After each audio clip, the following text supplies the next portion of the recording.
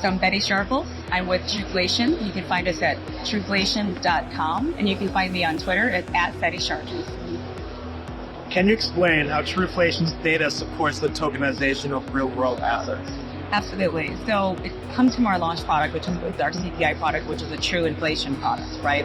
And because we ingest over 18 million data points in order to create this inflation index, we have a Truflation stream network, which verifies and makes sure for accuracy that it's not bad data, and then verifies that on the blockchain, or which anybody can access through the Truflation stream network.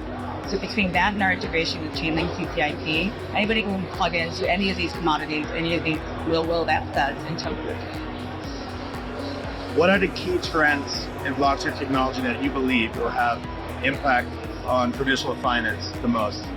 So I think, first of all, it really is blockchain itself, like that immutability, right? And that's going to, the more adoption that comes in with this, it's going to create more trust. It's also going to save money for key tier 1 banks because there'll be more efficiencies to keep it in the trade. How do you see the demand for real-time economic data evolving in the coming years?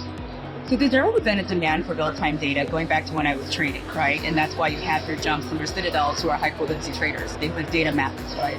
Data used to be free. Now the exchanges make their money off of data. So accurate data, clean data, and fast data always matters. It's just going to matter more and more as the world progresses. What are your key goals for Truflation's business development goal in the next 2-3 years?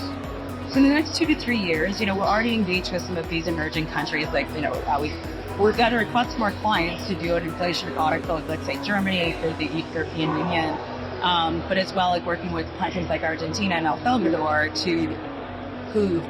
they're what's the word I'm looking for? Their client base, so their population, they don't trust the government, right? And so that's where working with someone like us and then kind of third party, and then having everything verified on the blockchain, they can see okay, our government actually is trying to help us. They can really start getting confidence back in. The next set of questions I'm going to keep it a little bit more general, but you can tie it back as you see fit. Can you share your perspective on the most significant developments in the blockchain space over the past year? So I think what's really going to affect the trading environment is going to be the tokenization, because that's going to lower the barrier to entry, right? If you take something like treasuries, the average trader, if I don't have a backing of a bank, or I'm not working for a fund or something like that, one, you probably don't know how to access that, but two, you probably do not have the money to do so. With tokenization, anybody can start trading it, and you can sell out very routine capital. How do you see the role of traditional finance institutions evolving of the rise of decentralized finance? So I think that, we're going to see a little bit of resistance at first because, one, people don't like change, and two, people will probably lose their jobs, because we'll make more efficiency throughout, right? And so, but at the same time, it's going to create other jobs. But being able to now, instead of being more efficient, have more transparency. At the end of the day, that is just what's the best thing for the population. I know. What do you see as the biggest challenge facing the adoption of blockchain technology, and how can the industry support that? So I think we're already seeing one of the big hurdles initially, right? Initially, all the tier 1 banks wanted to do their own blockchain. They all thought they had to do their private blockchain.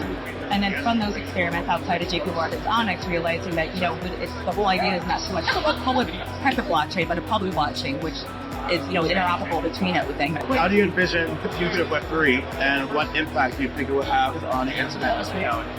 So it's interesting. Well, it's hard to, it's really, that's a difficult question to answer, if I'm honest with you, because, it's one of the things that's exciting about this. It's evolving so quickly. So even at my company, the Truflation, our company is 3 years old, and yes, we've got products we can sell right now, but we're also aware that we're not even sure of, all the possibilities that we can actually provide. And I think that's going to be the case with Web3 and look at AI, that just changed so much of what we're going to later. So I think it's exciting, but it's hard. I think hard to predict exactly how we're going to. What advice would you give to new entrepreneurs entering the blockchain and crypto space today?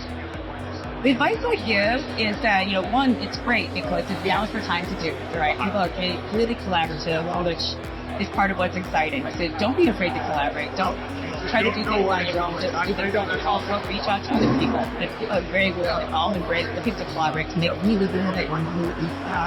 That's great. This concludes the interview. Is there anything that you would like me to ask or people want to share? I mean, I don't think so. If it comes to trading, you're going to have it's do your research, right? And the biggest problem that a new trader is going to have, though, is that if they make money right away, kind of don't know how to make it back. So, a loser's a loser. Just get on the topic.